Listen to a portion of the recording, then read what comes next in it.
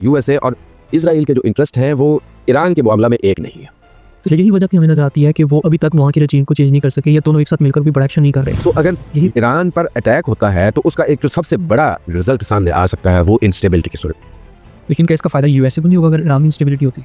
मैं वही बता रहा हूँ कि being a super power instable Iran is not in favour of the US, क्योंकि यूएस के जो इंटरेस्ट है वो सिर्फ ईरान के साथ नहीं जुड़े हुए, वो रीजनल अदर रीजनल कंट्रीज के साथ भी जुड़े हुए। सऊदी अरेबिया है, यूएई है, बहरीन है, ओमान है, और भी जो रीजनल कंट्रीज है।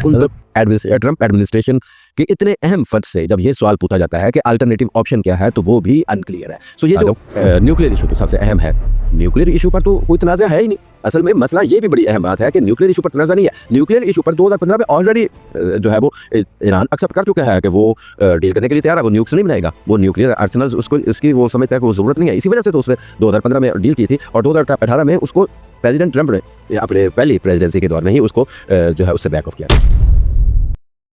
औज़ुबिल्लाहिमिनश्शैतानिर्रजीम बिस्मिल्लाहिर्रहमानिर्रहीम। नाज़रीन सामीन खुशामदीद हमारे इस प्रोग्राम इनसाइट में। हमारे साथ मौजूद हैं सरमती, जो कि हिस्ट्री और ज्योग्राफी के हवाले से अगर हम फॉरेन पॉलिसी की बात करें उसके ऊपर भी अपनी अच्छी ग्रिप रखते हैं। हम इनसे जानना चाहेंगे ईरान के टॉपिक के ऊपर, जो कि यूनाइटेड स्टेट्स का और ईरान का एक इशू बना हुआ है। हम इनसे जानेंगे कि क्या ईरान की जो स्टेबिलिटी है वो डिस्टेबल होकर, क्या उसकी जो करेंसी है जो गिर रही है, और जो ईरान के हालात हैं वहाँ के सुप्रीम लीडर के हवाले से, ये यूएसए का उसके ऊपर अटैक करने की वजूहत हैं। इस सब चीज़ें हम सर से जानेंगे और इनसे पूछेंगे ये अपने इसके ऊपर क्या पॉइंट ऑफ व्यू रखते हैं। अस्सलाम वालेकुम सर। वालेकुम अस्सलाम। क्या हाल है सर आपका? अल्लाह का शुक्र। सर हमें अपनी इल्म से बताएं कि ईरान के ऊपर आप अपना क्या पॉइंट ऑफ व्यू रखते हैं और किस निगाह से इस सब मामलात को देखते हैं। देखिए, जो ईरान का इशू है इस वक्त यूनाइटेड स्टेट्स की तरफ से जो मुसलसल एक डिफरेंस क्रिएट की जा रही है, यूनाइटेड स्टेट्स एक प्रेशर क्रिएट कर रहा है कुछ अपने मुतालबात को लेकर के, उसमें उसको मुख्तलिफ पहलुओं से देखने की ज़रूरत है। एक तो ये है कि इसमें जो प्राइमरी जो एक्टर है वो सिर्फ ईरान और यूएसए नहीं है, इसमें एक और भी प्राइमरी एक्टर है और वो है इसराइल। इसके अलावा सेकेंडरी एक्टर्स में डेफिनेटली तमाम रीजनल जो है वो जो कंट्रीज़ हैं वो भी उसमें शामिल होती हैं, लेकिन इसराइल को मैं इसमें प्राइमरी एक्टर के तौर पर ही लूँगा।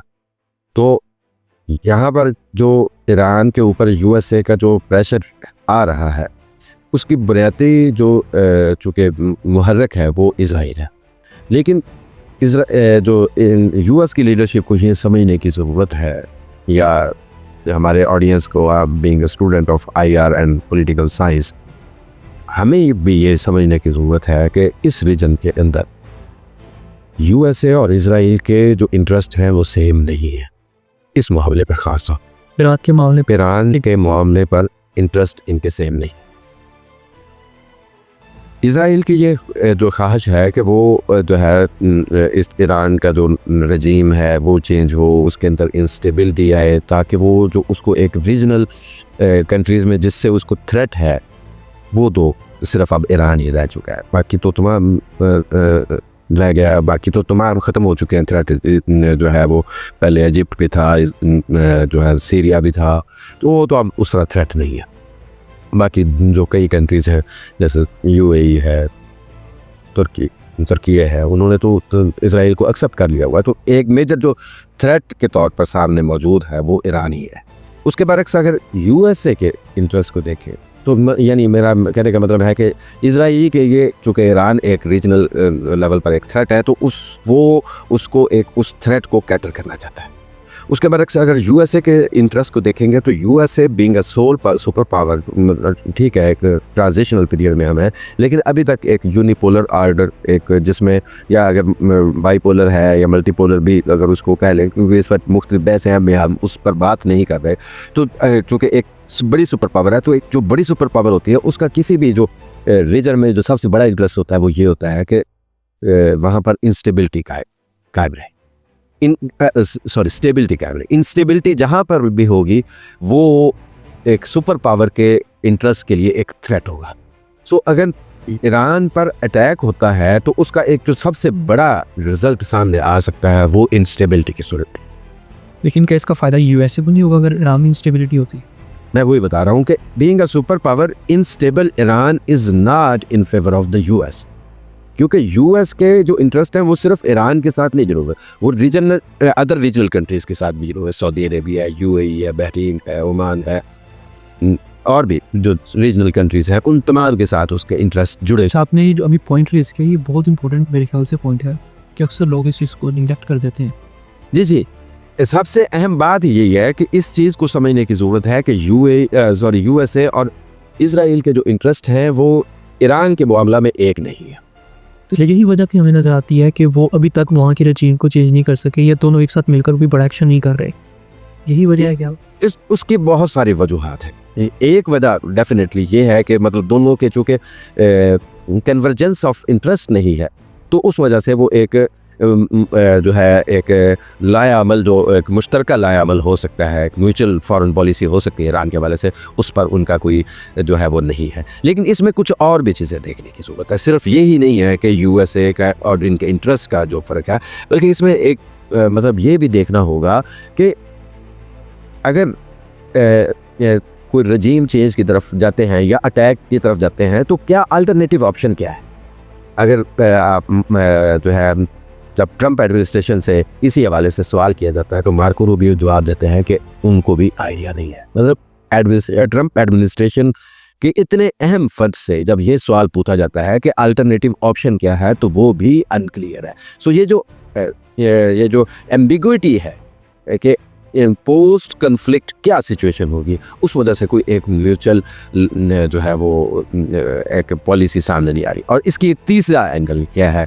तीसरा एंगल ये है कि चूँकि यूएसए की फॉरेन पॉलिसी जो नेशनल जो सिक्योरिटी स्ट्रेटजी आई है ट्रंप के एडमिनिस्ट्रेशन ने दी है, उसमें उन्होंने, जो हम पहले भी बात कर चुके हैं इस हवाले से, उसमें उन्होंने फोकस किया है वेस्टर्न हेमिस्फीयर पर। और ये उस तरह अमेरिका के उसमें वो जो है वो फोकस में नहीं या फाल करता, रीजन फाल करता। अगरचे वो मिडिल ईस्ट की इम्पोर्टेंस को जुटलाया नहीं जा सकता यूएस की फॉरेन पॉलिसी में, उसको कम इम्पोर्टेंट नहीं है, लेकिन डेफिनेटली उतना अहम नहीं है। इसी वजह से इसको मैंने पीछे रखा है। पहले दो फैक्टर वो ज़्यादा अहम है जिनकी वजह से ये जो है प्रोलॉन्ग कर रहा है। और एक जो है, हालांकि इतनी बड़ी जो यूएसए ने एक मूव की है, अपनी फोर्सेस को मूव किया है, और बार बार ट्रंप उस चीज़ का तज़किरा भी कर रहा है कि हमने बहुत बड़ी है, कि कहते हैं कि वर्ल्ड वार 2 के बाद जो सबसे बड़ी जो मूवमेंट है उसमें इनका शुमार हो रहा है। तो उसके बावजूद क्यों नहीं अटैक हो रहा? तो उसकी वजूहात यही हैं कि एक तो उनके इंटरेस्ट में नहीं है, दूसरा वो अनक्लियर है क्यों क्या, और तीसरा वो जो है कि उनकी उस तरफ वेस्टर्न हेमिस्फीयर ज़्यादा बड़ा फोकस है उनके लिए। तो ये वजूहात हमें उनके जो है इस तरह अटैक ना करने की फिलवक्त। बाकी इसमें अगर इसको अगर देखना हो ईरान के इशू को, तो इसमें हिस्टोरिकल एंगल एक बड़ा अहम है कि ईरान के अंदर एक डाइवर्सिटी मौजूद है। ईरान के अंदर एक तो जो रिलीजियस एंगल से डाइवर्सिटी मौजूद है, इस वजह से ईरान का एक कन्फ्लिक्ट प्रोलॉन्ग कर रहा है। अब मैं डोमेस्टिक ईरान के इश्यूज़ के हवाले से बात कर रहा हूँ। ईरान के जो शिया अहले तशी और अहले सुन्नत के दरमियान जो डिफरेंसेस मौजूद हैं, उनकी जो डेमोग्राफिक जो है वो, अगर आपको डेमोग्राफी को आप उसमें वो देखेंगे डिटेल में तो आपको पता चलेगा कि अहले सुन्नत की भी उधर काफ़ी अक्सरियत है। तो ये एक जो सेक्टेरियन इशू है ये भी उसको प्रोलॉन्ग कर रहा है। और उसके अलावा अगर आप तारीख में चले जाएं तो 1979 से पहले का जो ईरान था, उस ईरान में और 1979 के बाद के ईरान में ज़मीन आसमान के फ़र्क है। वो जो आपको एक लिबरल पर्सपेक्टिव आपको डोमिनेंट नज़र आता था 1979 से पहले, वो आज बहुत ज़्यादा पिसा हुआ है। तो वो एक डिफरेंस है, एक सेक्टेरियन डिफरेंस है। और उसके अलावा चूँकि ईरान एक बड़ा एरिया है, ईरान जियोग्राफिकली एक बड़ा एरिया है, और उसके अंदर मुख्तलिफ जैसे बलोच भी हैं, जैसे आपको डिफरेंट एथनिक ग्रुप्स मौजूद हैं, तो वो एक एथनिसिटी का भी एक इशू है। तो इस वजह से जो लोकल जो डोमेस्टिक रजीम है उसके लिए मुश्किलात में इजाफा हो रहा है, लेकिन उन मुश्किलात को कह लें कि जो एक्सटर्नल एक्टर्स हैं उस तरह एक्सप्लॉइट नहीं कर पा रहे, वो हम पहले बात कर चुके हैं। इसका मतलब ये है कि ईरान पर अभी तक अटैक यूएसए नहीं करेगा, क्योंकि ईरान जो है यूएसए के इंटरेस्ट में वैसे नहीं आ रहा। यानी ईरान के ऊपर अटैक करना उस तरह यूएसए के इंटरेस्ट में नहीं है। और उसके जो है वो अगर मैं कुछ और इसमें ऐड करने की बात करूं तो वो ये है कि ईरान जो यूएसए ने जो एग्जांपल्स मिलती हैं इस रीजन में जो पीछे उसने इन्वॉल्वमेंट की है इराक़ के हवाले से या लीबिया के हवाले से, वो कोई इतनी आइडियल एग्जाम्पल्स नहीं है। तो वो जो उसको हिस्ट्री जो उसको लेसन दे रही है वो उस वजह से भी कह ले कि वो उस तरफ नहीं आ रहा, लिहाजा वो फोकस कर रहा है। मैं जहाँ तक मैं समझता हूँ ये हमने पहले भी इस हवाले से बात की थी जब यूएसए के ऊपर हमने प्रोग्राम किया था, तो उसमें मैंने बात की थी ईरान पर अटैक मुझे नहीं नज़र आ रहा। और उसकी बुनियादी वजह यही थी कि ईरान जो है वो एक डिफरेंट मुल्क है एज़ कम्पेयर टू जिन पर उन्होंने अमेरिका ने उसके पास में अटैक किए हैं। Iran has a history, Iran की जो हिस्ट्री है, लिगेसी है वो पर्शियन सिविलाइजेशन से, वो उसको एक बड़ा डिफ्रेंशिएट करती है। उसके अलावा उसके जो आइडियोलॉजिकल इंक्लिनेशंस हैं जो उनके जो उसके अलावा जो उन्होंने जो रिसेंटली जो इजराइल के साथ उनका एक स्टैंड ऑफ हुआ था उसमें उन्होंने जो अगरचे ये नहीं था कि उन्होंने बहुत अच्छा परफॉर्म किया था, लेकिन ये था कि उन्होंने परफॉर्म किया था। और उन्होंने जो अभी वो जो बयान दे रहे हैं उसमें वो तो सामने वो कह रहे हैं कि इस दफ़ा उससे ज़्यादा जो है वो सवियर रिस्पॉन्स आने के चांसेस है। और इसमें जो सबसे अहम इशू मैं उसकी तरफ भी आ जाऊँ, न्यूक्लियर इशू जो सबसे अहम है, न्यूक्लियर इशू पर तो कोई तनाज़ा है ही नहीं।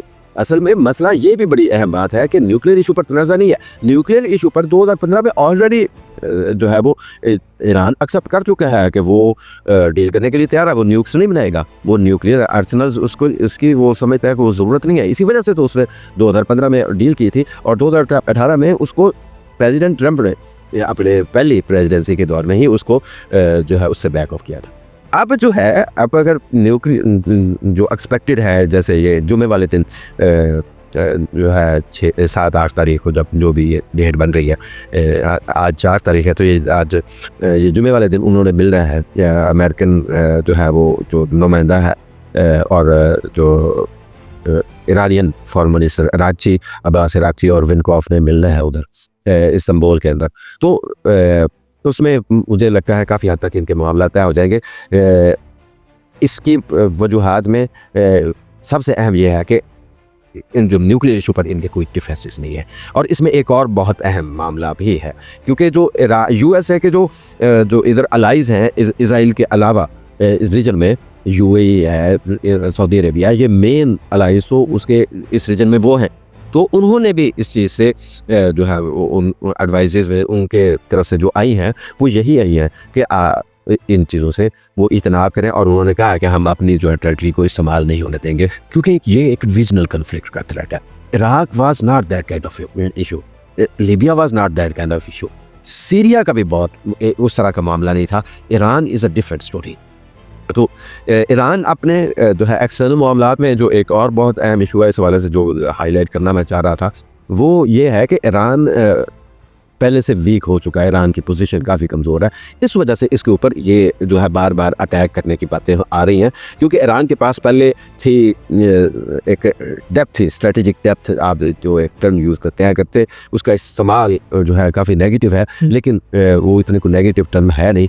वो तो यही होता है कि आपने अपने हमसायों के साथ कितने अच्छे तल्लुकात हैं। तो ईरान की एक स्ट्रेटेजिक डेप्थ थी सीरिया के अंदर, ईरान की एक स्ट्रेटेजिक डेप्थ थी लेबनान के अंदर, मतलब उनका एक रोल था, चाहे वो आप उसको प्रॉक्सीज की सूरत में कह लें या उनका एक रोल था इस जगह पे। लेकिन अभी रिसेंटली चूँकि जो पीछे जो जब से ये हमास का सिलसिला शुरू हुआ, हमास का और इज़राइल का जो कन्फ्लिक्ट शुरू हुआ 2023 से, उसके बाद से हिजबुल्लाह और जो है वो यानी ईरान की जो इस तरह की जो स्ट्रेटेजिक टप थी उसको काफ़ी ठेस पहुंची है उसको। तो इस वजह से ईरान की पोजीशन काफ़ी वीक हुई है, जिस वजह से इजराइल ये चाहता है कि उस यानी जैसे हम कहते हैं कि गिरती हुई दीवार को एक धक्का और दो, तो वो इजराइल उस तरह का वो चाहता है कि ये जो है उस चीज़ का फ़ायदा उठाया जाए जो उसको नुकसान पहुँचा हुआ है। और चूँकि एक और एक्सटर्नल एक्टर रशिया वो ऑलरेडी इंगेज है इन यूक्रेन, तो उस वजह से उसको एक्सटर्नल सपोर्ट भी उस तरह की वो नहीं मिल सकते,